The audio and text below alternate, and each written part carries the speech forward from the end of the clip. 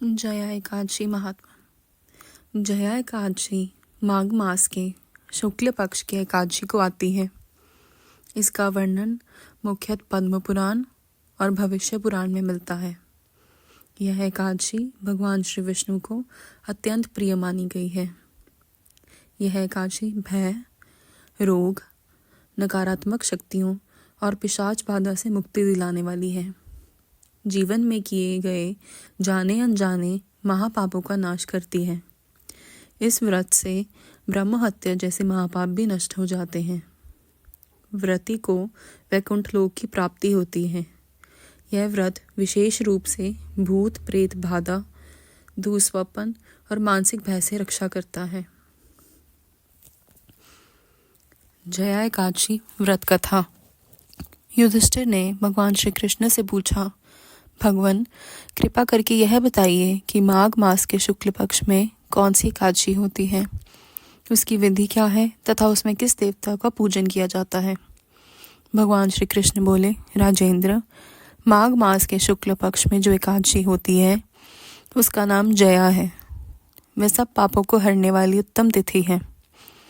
पवित्र होने के साथ ही पापों का नाश करने वाली तथा मनुष्य को भोग और मोक्ष प्रदान करने वाली है। इतना ही नहीं, वह ब्रह्म हत्या जैसे पाप तथा पिशाचत्व का भी नाश करने वाली है। इसका व्रत करने पर मनुष्य को कभी प्रेत योनि में नहीं जाना पड़ता। इसलिए राजन, प्रयत्न पूर्वक जया नाम के एकादशी का व्रत करना चाहिए। एक समय की बात है, स्वर्ग लोक में देवराज इंद्र राज्य करते थे। देवगण पारिजात वृक्षों से युक्त नंदनवन में अप्सराओं के साथ विहार कर रहे थे। 50 करोड़ गंधर्वों के नायक देवराज इंद्र ने स्वेच्छानुसार वन में विहार करते हुए बड़े हर्ष के साथ नृत्य का आयोजन किया। गंधर्व उसमें गान कर रहे थे, जिसमें पुष्पदंत, चित्रसेन तथा उसका पुत्र, ये 3 प्रधान थे। चित्रसेन की स्त्री का नाम मालिनी था।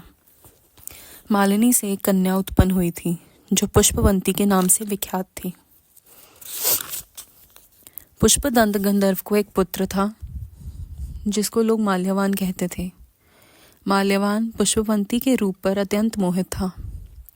ये दोनों भी इंद्र के संतोषार्थ नृत्य करने के लिए आए थे। इन दोनों का गान हो रहा था। इनके साथ अप्सराएं भी थी। परस्पर अनुराग के कारण ये दोनों मोह में वशीभूत हो गए।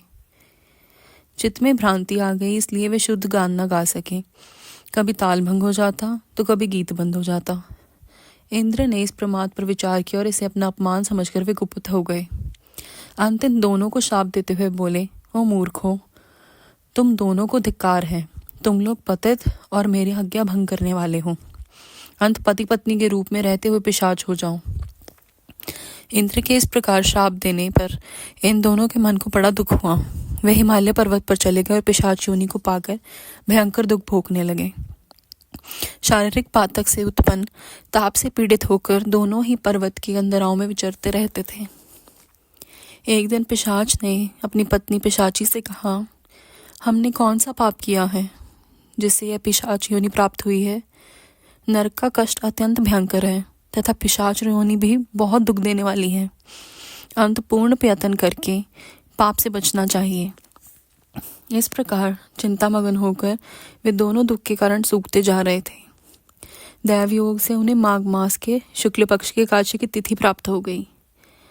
जया नाम से विख्यात वह तिथि सब तिथियों में उत्तम है। उस दिन दोनों ने सब प्रकार का आहार त्याग किए, जलपान तक नहीं किया, किसी जीव की हिंसा नहीं की, यहाँ तक कि खाने के लिए फल तक नहीं काटा। निरंतर दुख से युक्त होकर वे एक पीपल के समीप बैठे रहे। सूर्यास्त हो गया।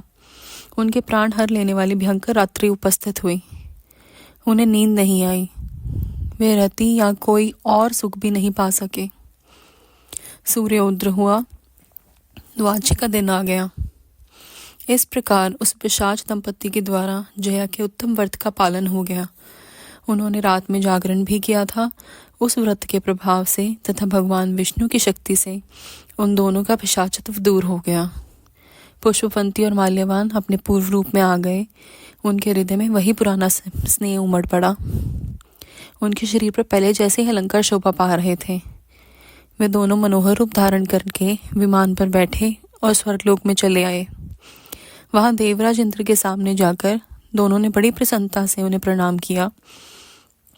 उन्हें इस रूप में उपस्थित देखकर इंद्र को बड़ा विस्मय हुआ। उन्होंने पूछा, बताओ, किस पुण्य के प्रभाव से तुम दोनों का पिशाचत्व दूर हुआ है? तुम मेरे शाप को प्राप्त हो चुके थे, फिर किस देवता ने तुम्हें उससे छुटकारा दिलाया है? माल्यवान बोला, स्वामी, भगवान वासुदेव की कृपा तथा जया नामक एक काची के व्रत से हमारा पिशाचत्व दूर हुआ है। इंद्र ने कहा, तो अब तुम दोनों मेरे कहने से सुधा पान करो। जो लोग एकादशी के व्रत में तत्पर और भगवान श्री कृष्ण के शरणागत होते हैं, वे हमारे भी पूजनीय होते हैं। भगवान श्री कृष्ण कहते हैं, राजन, इस कारण एकादशी का व्रत करना चाहिए। नृपश्रेष्ठ, जया ब्रह्म हत्या का पाप भी दूर करने वाली है। जिसने जया का व्रत किया है, उसने सब प्रकार के दान दे दिए और संपूर्ण यज्ञों का अनुष्ठान कर लिया। इस महात्म्य के पढ़ने और सुनने से अग्निष्टोम यज्ञ का फल मिलता है। जय श्री कृष्ण।